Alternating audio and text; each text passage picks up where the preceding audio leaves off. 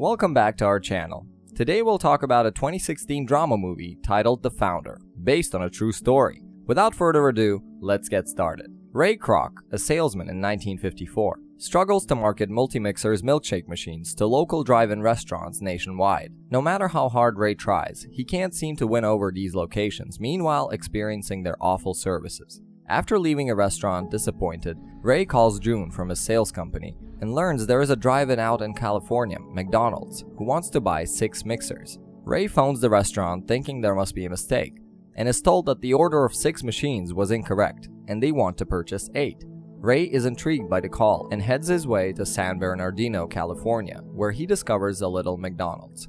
Ray joins a long queue and is taken aback by how quickly his order is delivered and how cleverly they use throwaway food packaging. As he's eating, Ray is accompanied by Mac McDonald, who then offers him a tour of his small stand. Ray is amazed to witness the stringent standards they apply to prepare the food and the specially built serving utensils that enable them to attain speedy service. To hear the story behind this remarkable restaurant, Ray offers them to join him at the dinner. At night, the brothers begin to unfold their struggle, explaining how they first moved to Hollywood to work in the film industry, but eventually opened a theater that had to close because of the decline in the sector. Later, they started a Monrovia food cart and relocated it to San Bernardino. However, due to the tremendous overhead, they narrowed down the menu to their hot-selling items, including hamburgers, french fries, and milkshakes. Moreover, to lessen the expenses, they removed the car hops and introduced disposable food packaging, allowing customers to walk up the window and get their food by themselves. The brothers and their staff spent a day at a tennis court devising their delivery system, sketching chalk diagrams on the courts to determine the most effective layout for the meal preparation, which later helped them attain the 30-second speedy delivery system. Ray is fascinated by all of this information, and shortly after, he suggests that the brothers franchise their business. Both claim they tried this in other places but had trouble upholding quality standards outside their own environment.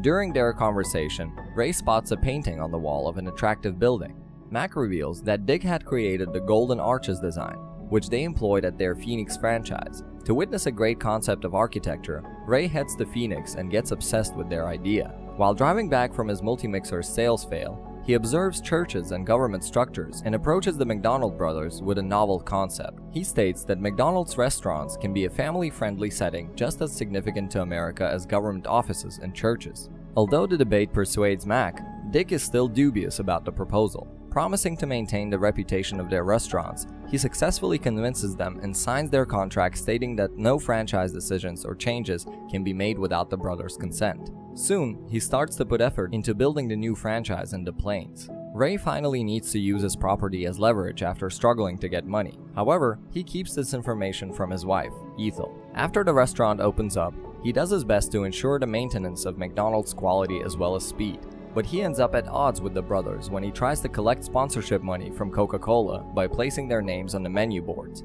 Although Ray considers it a great business idea, Dick McDonald asserts that he will not commercialize his restaurant, resulting in a minute dispute between the two. Even though Ray is enthusiastic about the new restaurant, Ethel is still hesitant about his most recent business endeavor. The two eventually make their way to a local country club, where Ray introduces the concept of McDonald's franchises to some rich men who immediately express an interest in participating in the profitable new business. However, as time passes, things get messed up. One franchise lacks quality with a filthy kitchen, while the others sell something out of the actual McDonald's menu. This infuriates Ray, who then cancels their membership.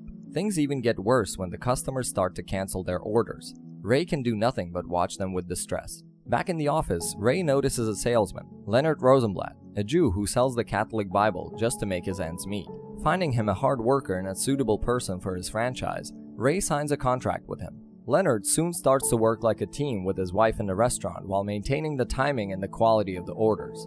Soon, Ray begins to expand the business and motivates the more ambitious American working class to invest. New franchises have started to pop up in Dayton, Madison, Milwaukee, and other major cities. While Ray and his assistant Fred Turner are in Minneapolis to open McDonald's new franchise, he meets an owner of a posh restaurant, Raleigh Smith, who also aims to join his business. As they converse, Ray can't help but notice a woman playing the piano nearby. Raleigh then tells Ray that this is his wife, Joanne Smith. However, Ray appears to be attracted to Joanne even though she is already taken. While talking to his wife, Ray is joyous and he is not chasing people anymore. Now people are chasing him. He starts to think big and decides to grow the business outside of the Midwest.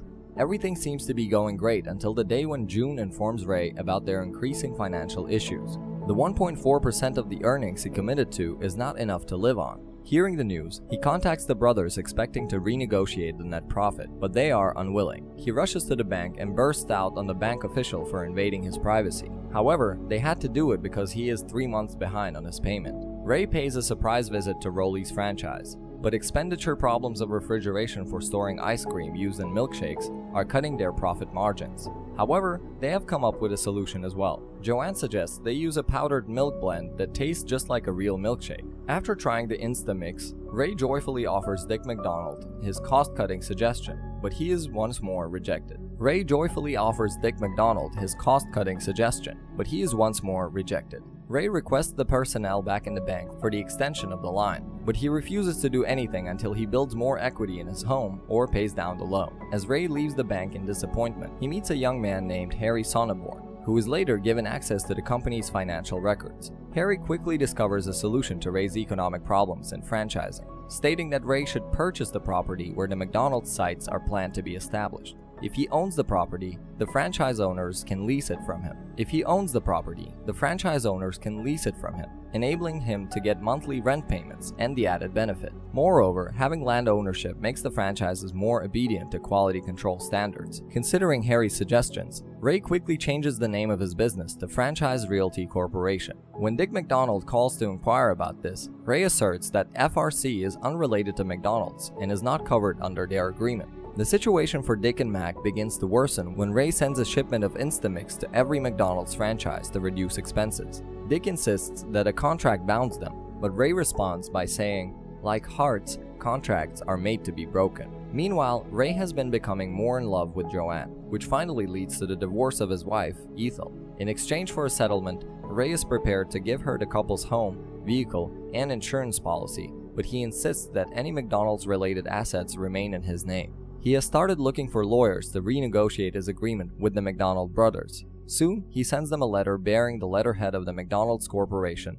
naming Ray as president. Seeing the note, Mac, who was always calm about the whole situation, bursts up in anger, declaring him a professional leech.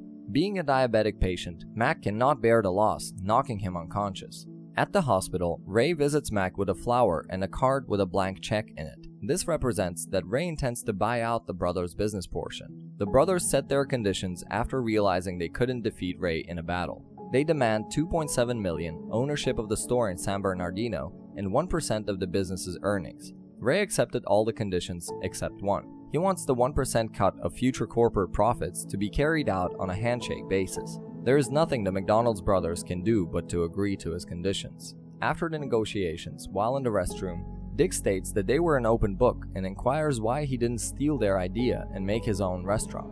Ray responds that such an effort would have failed compared to what Dick and Mac had. He continues that it wasn't just the established system that attracted him, it was the name. For Ray, the term McDonald's sounded like America. As per the terms of the agreement, while the brothers are entitled to maintain ownership of their restaurant's location, they no longer have the right to call it McDonald's or any such variations. As Ray prepares for his speech, he states that nothing in this world can take the place of good old persistence. Persistence and determination alone are all-powerful. The movie ends with an epilogue stating that June Martino later rose to become part owner of McDonald's Corporation and was the first woman to trade on the floor of the New York Stock Exchange. Moreover, Ray's assistant, Fred Turner, expanded the McDonald's operation to more than 100 countries.